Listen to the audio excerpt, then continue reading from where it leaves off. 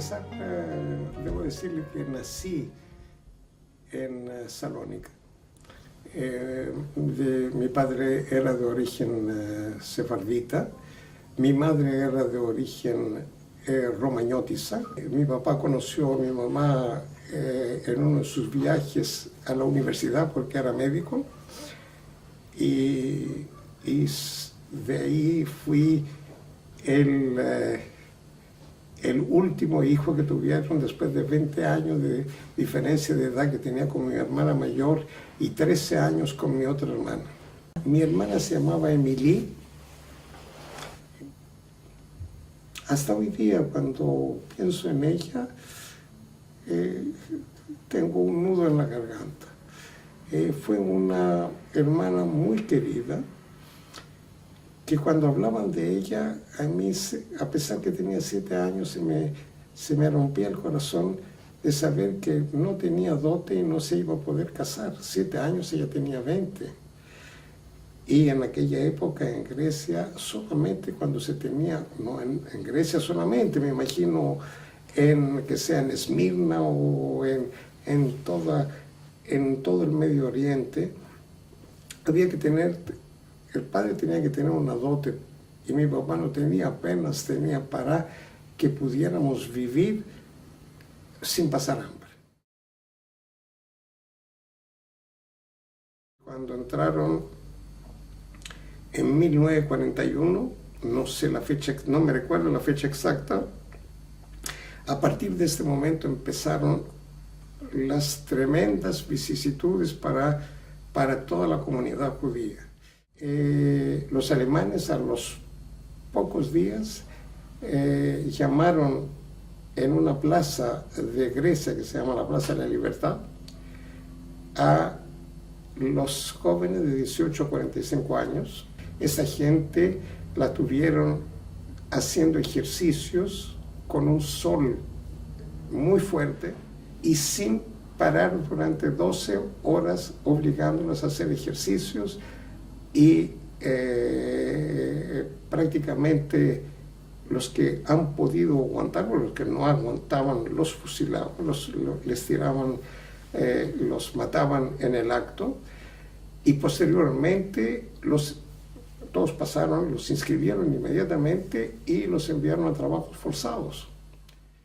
Los alemanes nos obligaron a tener la insignia en toda nuestra vestimenta, y muy poco tiempo después nos encerraron en guetos. Mira, en mi casa, igual como en todas las casas judías, la preocupación fue muy fuerte porque vimos exactamente desde un comienzo que existía una idea, no captamos que querían aniquilarnos, pero que tenían contra el judaísmo. No sabíamos tampoco, no había noticias como hay hoy día para saber lo que pasaba en Alemania, lo que pasó en Polonia o lo que pasó.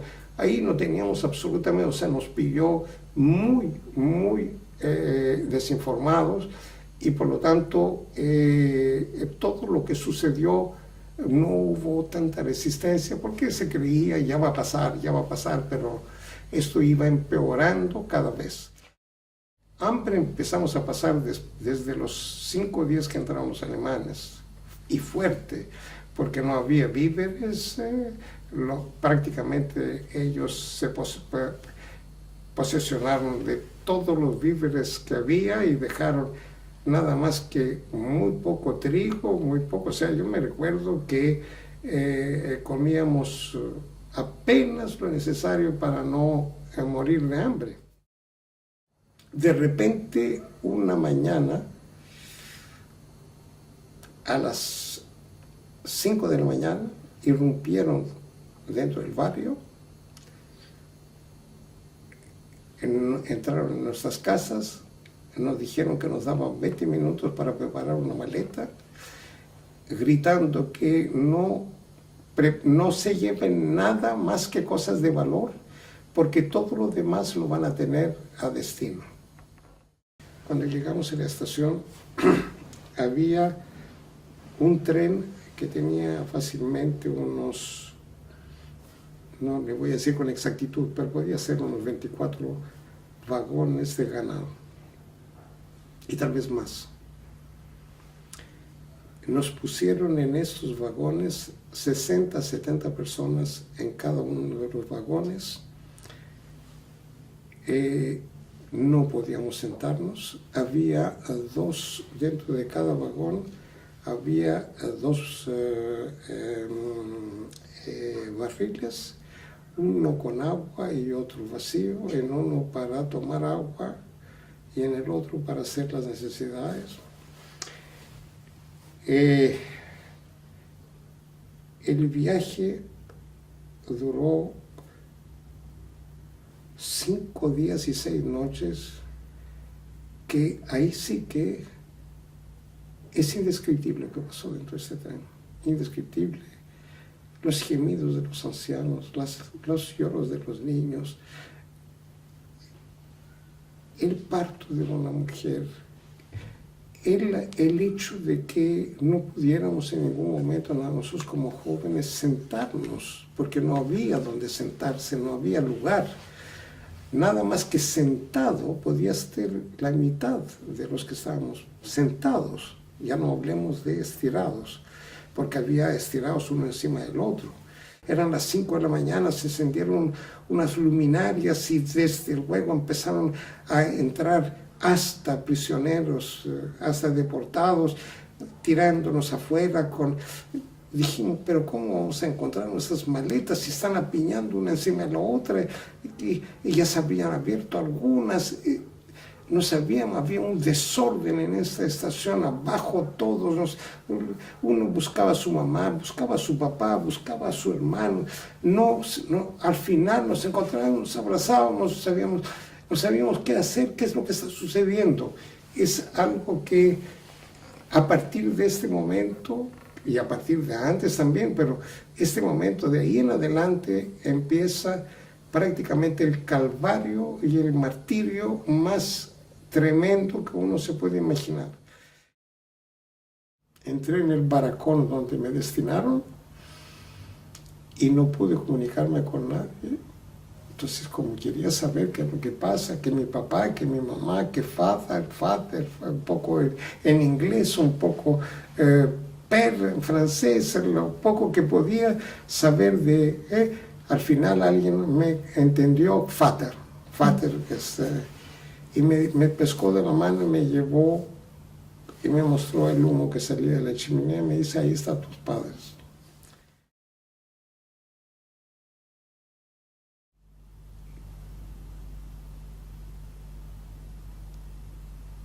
Cuando mi mamá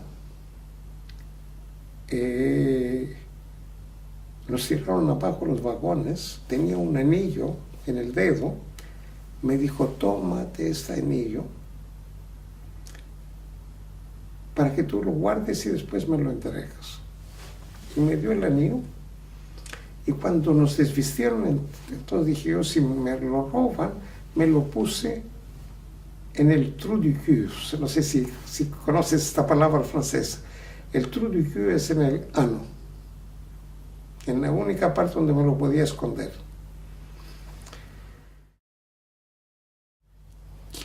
Y el capo del Zimmer comando, Zimmer significa habitáculo.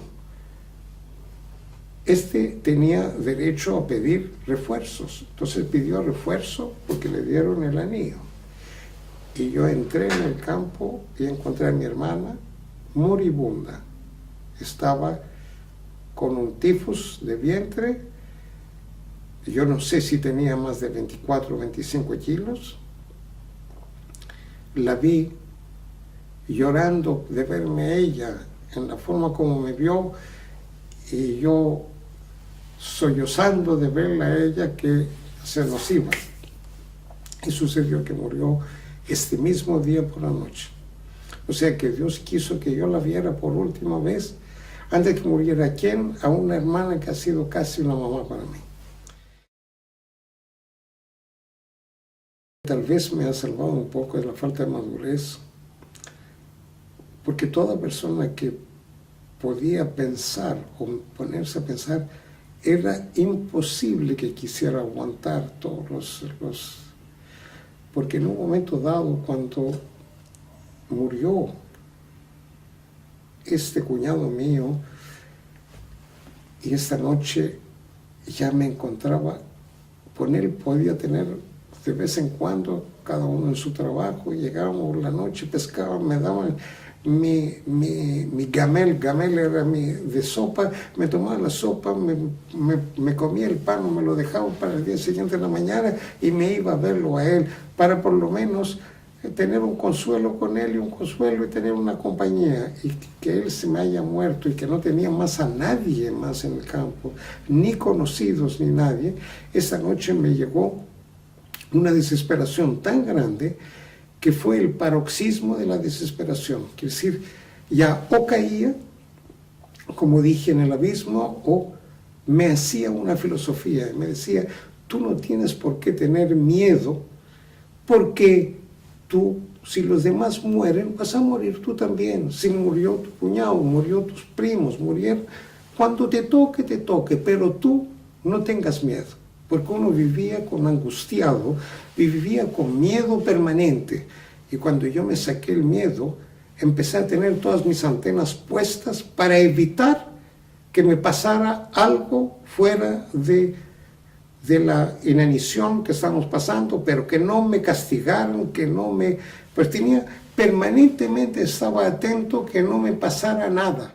Como ellos necesitaban mucho espacio, y había todavía en este blog, había los nuevos que llegaron y había antiguos y necesitaban más espacio, designaron 3 días o 4 días después que entré en el blog, designaron una selección. Esa selección se hizo muy tarde, por lo tanto se hizo con focos, y yo ahí decidí no, porque sabía perfectamente bien que a mí me iban a enviar inmediatamente al crematorio. Fui a las letrinas, había un hoyo, me desvestí, me puse dentro y estuve durante 2 horas y media dentro de este hoyo hasta aquí. De manera tal, ¿por qué lo hice esto? Pensando que si ellos, por A o C razón, mire, hay que tener, por eso dije que yo ya me había sacado el miedo y la angustia de encima. Estaba con todas las antenas puestas para, si podía salvarme, me salvaba. Si me pescaban, me pescaban. Pero no me iba a entregar así. Me llego al bloque y por supuesto hablo el idioma. Mi idioma, hablé el griego. Me entendí con los demás y me dijeron, mira, a los demás se los llevaron y a nosotros nos van a destinar para sacarnos fuera. Pero tú estás tan delgado que te van a pillar en la salida, porque salíamos casi paso de ganso, hacia la salida con música para que nos pudieran contar. Y mis compatriotas me pusieron una frazada alrededor del cuerpo, me aumentaron de tamaño, solamente que tenía la cara, pero parecía mucho, y se pusieron 2 fortachos por un lado, 2 fortachos por el otro, éramos en fila de 5, y yo en el medio, y pasé la puerta de control, y nos subieron en un camión y llevárnosla. Cuando llegué al campo, el que nos controlaba uno a uno para designarnos en qué trabajo, dijo, ¿y qué me enviaron a este cadáver? Porque realmente era un cadáver, 38 kilos, estaba así, estaba delgado, se me veían todos los huesos, no tenía prácticamente carne encima. Y me designaron solamente una semana para trabajar afuera y después me pusieron en las cocinas.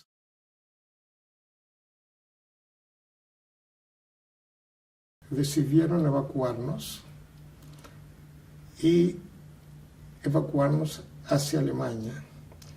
Como los transportes prácticamente no había ni vagones de carga para transportarnos, no había camiones, todos lo estaban dedicando para que las tropas rusas pudieran avanzar, o sea, evacuar los territorios porque estaban permanentemente atacados por los rusos. Decidieron finalmente llevarnos a pie, y esto fue la famosa marcha que posteriormente se denominó como la Marcha a la Muerte. Prácticamente había días que no nos daban nada. Agua, ¿para qué decir? Yo vuelvo a repetir. O sea, no tengo recuerdos tan traumáticos de falta de comida como de falta de agua. Yo me intercambiaba el pipí con mi compañero que estaba al lado mío en la marcha. Nos intercambiábamos el pipí para no quedarnos deshidratados.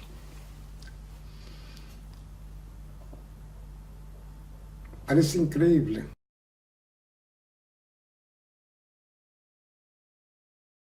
Sé que eran 4 o 5 días antes de la liberación. Estoy dentro de una de esas marmitas. Me recuerdo que estaba comiendo y lavando con una manguera, cuando de repente escucho que entra un oficial alemán para avisar al oficial alemán, que era el jefe de la cocina, que se había abierto el sobre y que en el sobre decía que había que transportarlos a todos en el Tirol. El hecho que si hicieran un control para contar a cada uno como lo solían hacer, iban a detectar que nosotros faltábamos y dónde nos podíamos esconder. El único lugar que podíamos escondernos era en el Entlosung, que Entlosung era desinfección, donde desinfectaban la ropa que tenía piojos, que tenía todos los parásitos posibles.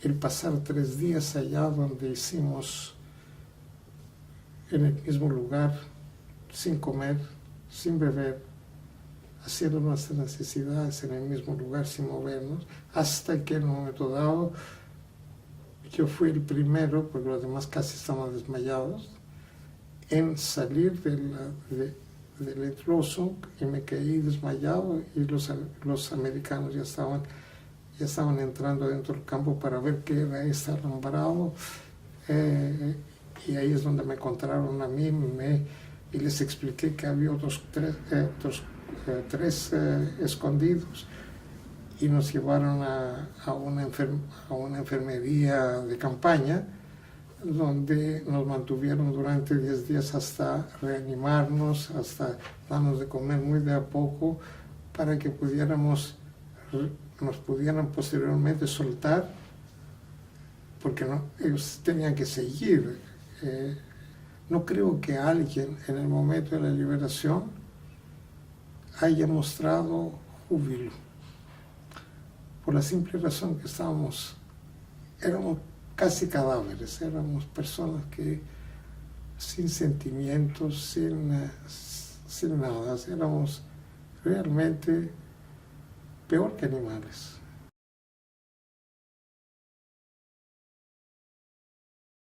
Pues al llegar a Grecia, no encontré a ningún amigo, ningún familiar, como era lógico, pero sí tenía una hermana que se había escapado con mi cuñado, y mi cuñado era hermano de este primo, era un primo. Cuando supo que yo había sido el único sobreviviente, y él encontrándose en la situación de no tener hijos propios, porque no podía tener hijos, no sé si él o ella, se les presentaba la oportunidad de volcar el cariño que no pudieron dar a un hijo, a un pariente, y esto ha sido lo que, en cierta forma, creo que me ayudó mucho para salir, más muchas otras cosas que ya las fuimos un poco analizando, a salir de el trauma y la tremenda decepción que tenía de todo lo que era humano. Y en un momento dado decidí pedir 6 meses de permiso donde trabajaba para conocer América Latina. y desembarqué en Santos en el año 1950, en diciembre de 1950. Salía de 15 grados bajo cero de León y llegué a 40 grados. No pude estar ni en Brasil. Me fui a México, la altura también me apunaba, no podía respirar bien. Después me fui a Argentina, peor, altas temperaturas y mosquitos. Y al final, gracias a un señor que me dio el último empujón, que era un minero, que vivía 6 meses en el año en Francia y que lo conocí precisamente en Buenos Aires, me dijo, ¿y por qué no vienes a conocer Chile? Que tiene, si bien hace calor, pero tenemos un clima seco y hay una diferencia de temperatura entre el día y la noche, y vas a ver que te vas a sentir bien. Y algo sé que la industria textil está desarrollándose. Y no, ya que estoy aquí, y vine, y por supuesto que tomé contacto con los ASER, y conocí muy rápidamente a la familia Pérez, que es la suerte que he tenido, porque ya llevo 56 años casado con mi señora, que es la hija de don Elías Pérez, que conocí en aquel entonces. La gente quiere vivir, vivir, vivir, vivir. Y eso de vivir, vivir no tiene límites y no da satisfacción. Se escapan así las satisfacciones. Lo que vale es lo que permanece más tiempo. Y las satisfacciones personales no permanecen nunca. Haces un viaje, te ahogas un poco, sales de tu rutina, pero después vuelves a tu rutina, y si no tienes satisfacciones de esta rutina, por Dios que es penible, es difícil sobrellevar. Que uno esté tratando de ahogarse, o sea, de escaparse. Para escaparse significa no estar contento. ¿Y por qué no está contento? Y ahí es donde hay que reflexionar, ¿por qué no estoy contento? ¿Y en qué forma puedo llegar a llevar esta vida con más satisfacciones, pero satisfacciones más permanentes?